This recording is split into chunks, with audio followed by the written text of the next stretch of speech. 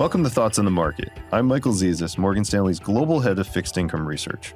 I'm James Lord, Head of FX Strategy for Emerging Markets. And I'm Dave Adams, Head of G10 FX Strategy. And on this episode of Thoughts on the Market, we'll discuss whether the U.S. status as the world's major reserve currency can be challenged and how.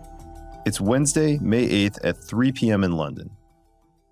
Last week, you both joined me to discuss the historic strength of the U.S. dollar and its impact on the global economy. Today, I'd like us to dive into one aspect of the dollar's dominance, namely the fact that the dollar remains the primary global reserve asset. James, let's start with the basics. What is a reserve currency and why should investors care about this? The most simplistic and straightforward definition of a reserve currency is simply that central banks around the world hold that currency as part of its foreign currency reserves. So the set of reserve currencies in the world is defined by the revealed preferences of the world central banks. They hold around 60% of those reserves in US dollars, with the euro around 20%, and the rest divided up between the British pound, Japanese yen, Swiss franc, and more recently, the Chinese renminbi. But the true essence of a global reserve currency is broader than this, and it really revolves around which currency is most commonly used for cross-border transactions of various kinds internationally. That could be international trade, and the US dollar is the most commonly used currency for trade invoicing, including for commodity prices. It could also be in cross-border lending or in the foreign currency debt issuance that global companies and emerging market governments issue. These all involve cross-border transactions. But for me, two of the most powerful indications of a currency's global status, one, are third parties using it without the involvement of a home country. So when Japan imports commodities from abroad, it probably pays for it in US dollars and the exporting country receives US dollars, even though the US is not involved in that transaction. And secondly, I think which currency tends to strengthen when risk aversion rises in the global economy, that tends to be the US dollar because it remains the highly trusted asset and investors put a premium on safety. So why should investors care?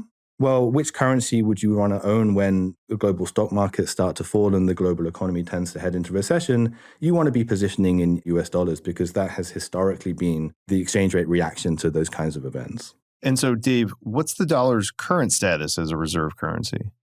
The dollar is the most dominant currency and has been for almost 100 years. We looked at a lot of different ways to measure currency dominance or reserve currency status, and the dollar really does reign supreme in all of them. It is the highest share of global FX reserves, as James mentioned. It is the highest share of usage to invoice global trade. It's got the highest usage for cross-border lending by banks. And when corporates or foreign governments borrow in foreign currency, it's usually in dollars. This dominant status has been pretty stable over recent decades, and doesn't really show any major signs of abating at this point. And the British pound was the first truly global reserve currency. How and when did it lose its position? It surprises investors how quick it really was. It only took about 10 years from 1913 to 1923 for the pound to begin losing its crown to King Dollar. But of course, such a quick change requires a shock with the enormity of the First World War. It's worth remembering that the war fundamentally shifted the US's role in the global economy, bringing it from a large but regional second-tier financial power to a global financial powerhouse. Shocks like that are pretty rare. But the lesson I really draw from this period is that a necessary condition for a currency like sterling to lose its dominant status is a credible alternative waiting in the wings. In the absence of that credible alternative, changes in dominance are at most gradual and at least minimal. This is helpful background about the British pound. Now, let's talk about potential challengers to the dollar status as the world's major reserve currency. The currency most often discussed in this regard is the Chinese renminbi. James, what's your view on this? It seems unlikely to challenge the US dollar meaningfully anytime soon. To do so, we think China would need to relax control of its currency and open the capital account. It doesn't seem likely that Beijing will want to do this anytime soon, and global investors remain concerned about the outlook for the Chinese economy, and so are probably unwilling to hold substantial amounts of RMB-denominated assets. China may make some progress in denominating more of its bilateral trade in US dollars, but the impact that has on global metrics of currency dominance is likely to be incremental. It's an interesting point, James, because when we talk to investors, there does seem to be an increasing concern about the end of dollar dominance, driven by both a perceived unsustainable fiscal outlook and concerns about sanctions overreach. Mike, what do you think about these in the context of dollar dominance? So I understand the concern, but for the foreseeable future, there's not much to it. Depending on the election outcome in the US, there's some fiscal expansion on the table, but it's not egregious in our view. And unless we think the Fed can't fight inflation, and our economists definitely think they can, then it's hard to see a channel toward the dollar becoming an unstable currency, which I believe is what you're saying is one of the very important things here.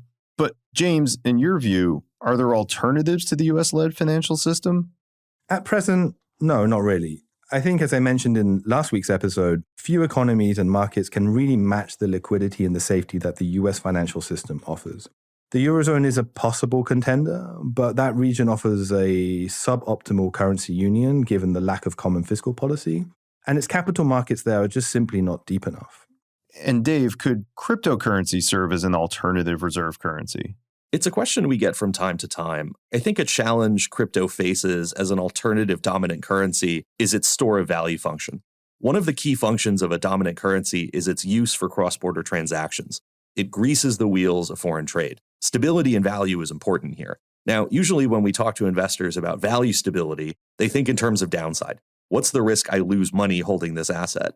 But when we think about currencies and trade, asset appreciation is important too. If I'm holding a crypto coin that rises, say, 10% a month, I'm less likely to use that for trade and instead just hoard it in my wallet to benefit from its price appreciation.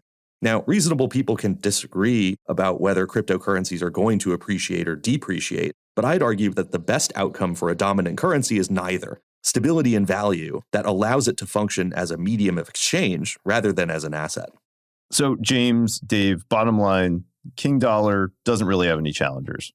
Yeah, that pretty much sums it up. Well, both of you, thanks for taking the time to talk. Thanks very much for having us. Yeah, great speaking with you, Mike.